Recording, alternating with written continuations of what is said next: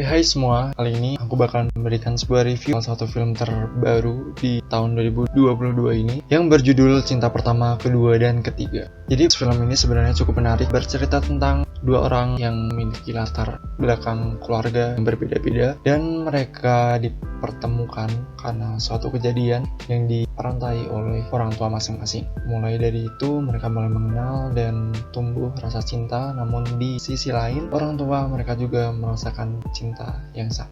Jadi film ini diawali cukup hangat dan menarik.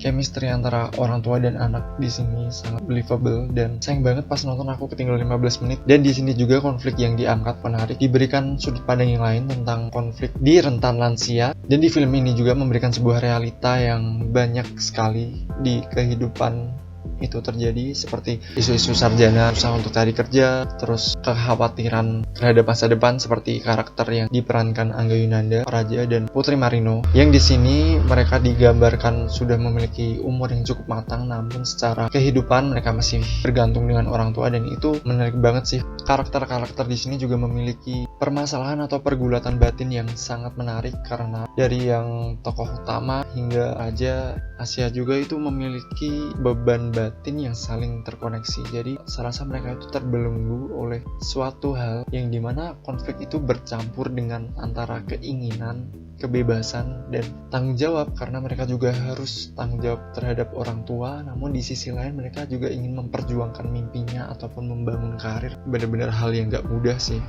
Jadi di film ini digambarkan dengan baik, karena setiap karakter yang ada ingin menggapai suatu hal, pasti nanti ada hal yang mengganjal ataupun mereka harus berpikir dua kali untuk melakukan hal tersebut. Bisa dibilang menunda kebahagiaan untuk orang tua mereka. Acting juara banget, Slamet Raharjo, one of the best performance. Di sini juga ibunya Asia dapat banget, kayak dia seperti orang tua yang ingin putrinya bahagia, namun di sisi lain dia juga merasa bahwa masih butuh putrinya untuk selalu di sampingnya. Dan di sini juga Raja dan Asia, menurut aku masing-masing karakternya memiliki ekspresi maupun tindakan yang menarik, karena yaitu karena pergulatan batin mereka, karena konflik yang mereka alami itu membentuk dirinya yang sekarang.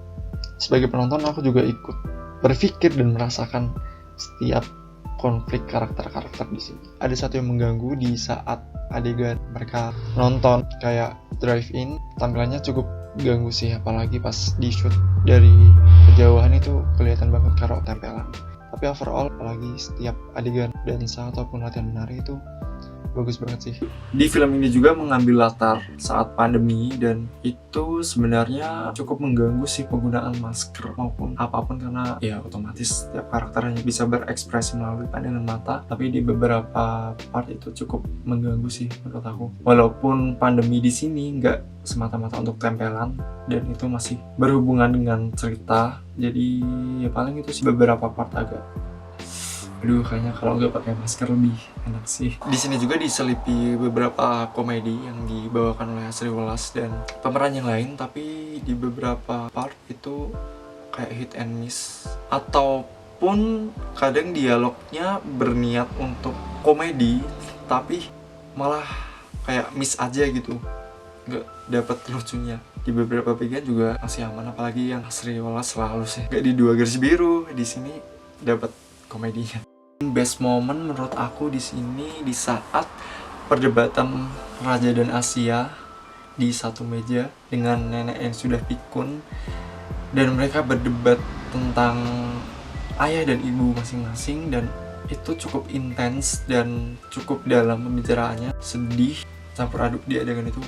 Seperti biasa, Gina Isnur selalu berhasil memberikan momen-momen seperti itu yang benar-benar aku tunggu sepanjang film, dan itu ada di film ini. 30 menit menuju ending itu merupakan part terbaik di film ini menurut aku, karena benar-benar deep dan cukup membawa hati, benar-benar tersampaikan. Ending di film ini juga bisa dibilang ending yang terbuka, karena banyak banget kemungkinan yang akan terjadi jika cerita ini dilanjutkan, dan itu cukup menarik menurut aku. Tapi overall, film ini merupakan film yang hangat untuk ditonton di awal tahun ini, karena benar-benar fresh untuk memberikan pandangan arti cinta melalui sisi-sisi yang lain, melalui generasi remaja, lansia, dan di sini memberikan makna cinta yang lebih seperti judulnya, cinta pertama, kedua, dan ketiga. Jadi benar menurut aku cinta pertama bisa digambarkan cinta kepada diri sendiri, dan yang cinta kedua pada lawan jenis, dan cinta ketiga pada keluarga.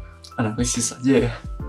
Jadi buat kalian yang pengen nonton film ini, tonton sekarang juga karena bener-bener tontonan yang heartwarming. Tapi yang jelas film ini berbeda banget sama Dua Garis Biru karena konflik yang diangkat pun berbeda. Jadi kalian jangan berekspektasi apapun, lebih baik karena cerita ini bakalan ya kalian ikuti dan nikmati aja. Jadi nggak usah ekspektasi berlebih, langsung tonton aja. Untuk film cinta pertama, kedua, dan ketiga ini aku kasih skor 7,9 dari 10 karena bener-bener pembuka yang enak banget sih untuk awal tahun ini. Jadi terima kasih buat kalian yang udah ngikuti review aku kali ini.